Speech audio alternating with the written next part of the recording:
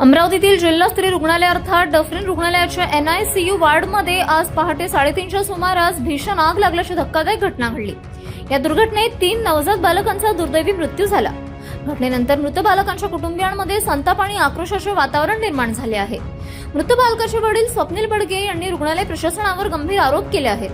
आम्हाला शेवटपर्यंत काहीच सांगण्यात आले नाही, आमच्या बाळाची स्थितीही कळवण्यात आली नाही। आता आमचा मुलगा गेला, न्याय कोणाकडे मागायचा असा संतप्त सवाल त्यांनी उपस्थित केला।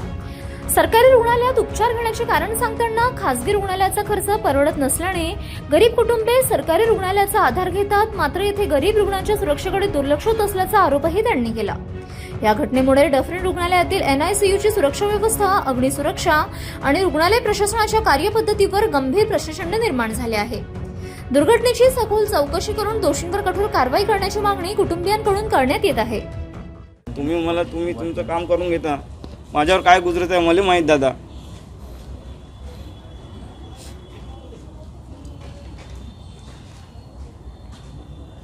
सगळे जण असे विचारत आहेत, सगळे माझा मुलगा बरोबर मला मी काय सांगू माझ्या वाईफला। आम्ही एवढी मेहनत केली, हर महिन्याने सोनोग्राफी केली, मेहनत करू असं झालं आमच्यासोबत। याईनं असं केलं आमच्यासोबत। काय मागत आहे सर, माझा मुलगा चांगला होता सर, मला माझी नॉर्मल डिलिव्हरी झाली, खुशी होती, माझ्या वाईफला काही त्रास नाही झाला म्हणून। रेफर केलाय ना इथे, तिथून रेफर केले इथे। मला सकाळी 7 वाजता माहीत पडलं, पण मला डोळ्यासमोर आग लागली म्हणून 3 वाजता माझ्या डोळ्यासमोर आग लागली आहे।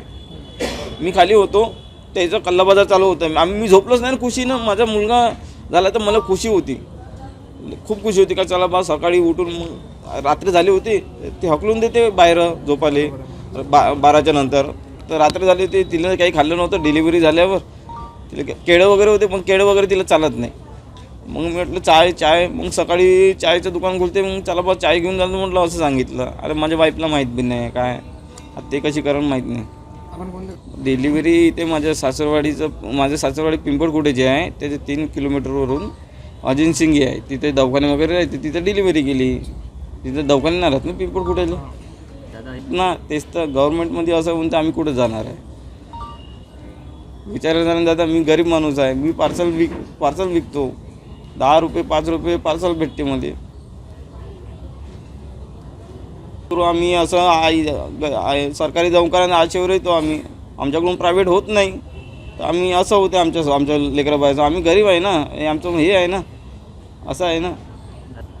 काय त्यांचं आमचं इम्पॉर्टंट नव्हतं ना, लेकरू इम्पॉर्टंट नाही, ते स्वतःचा जीव इम्पॉर्टंट राहते, त्याला दुसऱ्याचं थोडी राहते, ते दुसरं म्हणजे कचरा समजते ना ते।